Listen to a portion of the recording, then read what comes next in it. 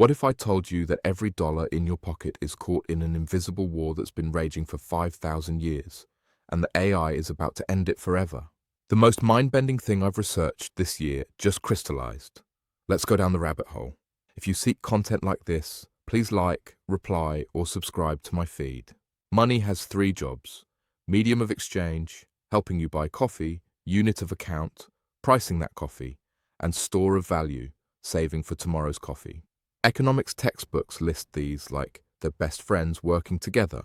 That's a lie. They're enemies.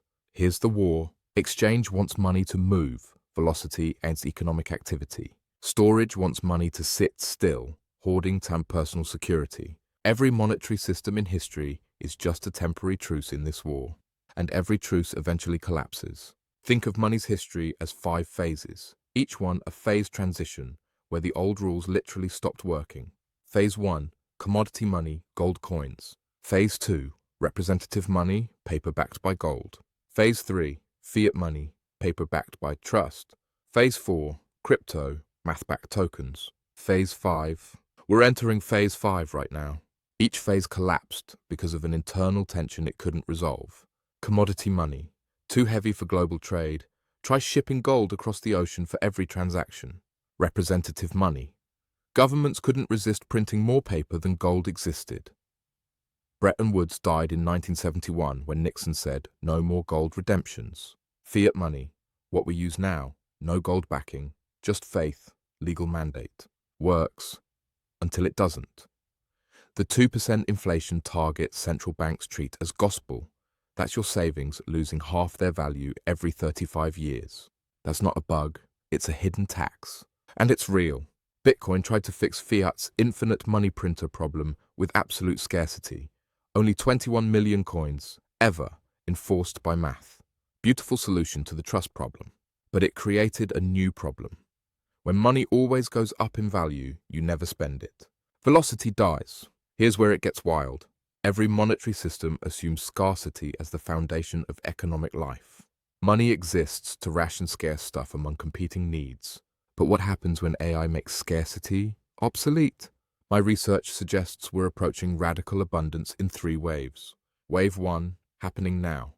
AI does cognitive work, fewer workers needed, wages compress. Wave 2, coming. AI. Robots make physical goods. Production costs approach zero. Wave 3, speculative. AI solves energy. Cost of everything approaches raw materials only. When goods become nearly free to produce, prices stop carrying information about scarcity. What does it mean for a shirt to cost $3 when the actual resources used are negligible? The price becomes arbitrary, a ghost of the old scarcity-based system. And money's core job vanishes. Now here's where this gets controversial for hard money advocates, gold standard fans, Bitcoin maximalists. In a scarcity world, storing value is noble. It rewards saving, punishes waste, enables long-term thinking. But in an abundance world, perfect stores of value become toxic. Why? Because if goods are nearly free but money is perfectly scarce, then whoever hoarded money during the scarcity era has permanent claim on the only things that stay scarce. Prime real estate. Status, political power, unique experiences. Sound money becomes monetary feudalism. One solution I've been exploring is beautifully strange. Demurrage, money that decays over time, like fruit rotting, like batteries draining.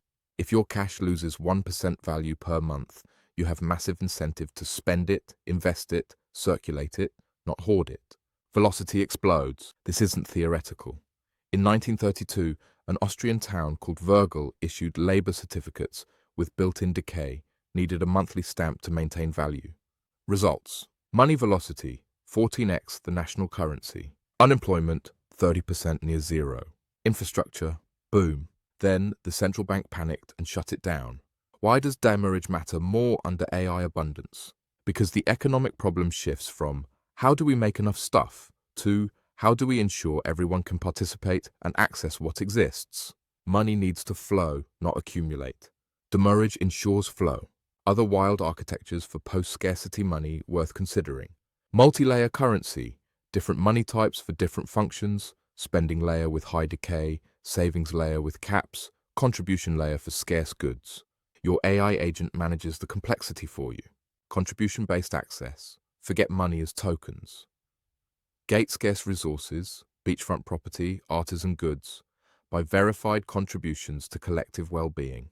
Like open source, but for the whole economy. The measurement problem, AGI can solve it at scale. Energy-backed currency. Each monetary unit, claim on a specific amount of energy, kilowatt hour. Why this is elegant. Anchored in physics, can't fake thermodynamics. Natural demurrage, stored energy decays. Scales with production capacity. The gift economy formalized, maybe money just disappears.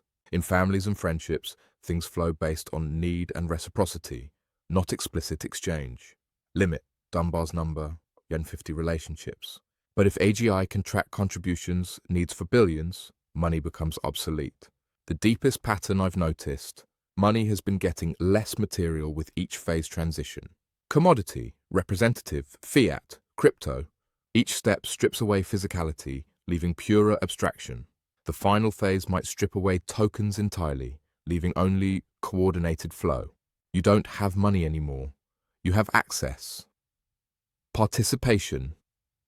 Dynamic relationship to a living economic system managed by AGI that responds to needs and contributions in real time. Money doesn't disappear.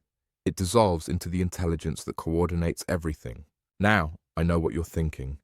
This sounds utopian and terrifying in equal measure. Yep, I'm not sugarcoating it. Risks. Who designs the algorithms? New forms of control, code as law. Incumbents will fight this hard. Governance is unsolved. But here's the thing. The phase transition is coming whether we're ready or not. Not because of policy or politics, but because AGI is transforming scarcity into abundance. And money is a technology designed for scarcity. The foundation is shifting. Every prior monetary transition happened as a crisis. Gold standard collapsed in World War II. Bretton Woods, Nixon shock, 1971. Fiat, showing cracks now. We suffered them passively, scrambled to adapt. For the first time, we have the tools to design the next system proactively. Will we? One line from my research that I can't stop thinking about. The coin dissolves. The ledger closes. What remains is the current, the flow of energy, attention, care, and creation that was always the real economy, and that money, at its best, only ever served. Money isn't dying. It's completing a 5,000-year journey from thing to symbol to pure coordinated intelligence. The war between storage and exchange doesn't end. One side finally wins. Flow. Because in a world of abundance, hoarding makes no sense. Only circulation does. If this broke your brain even a little, that's the right reaction. We're watching the deepest infrastructure of civilization transform in real time. The question isn't whether it happens. It's whether we shape it consciously or get shaped by it.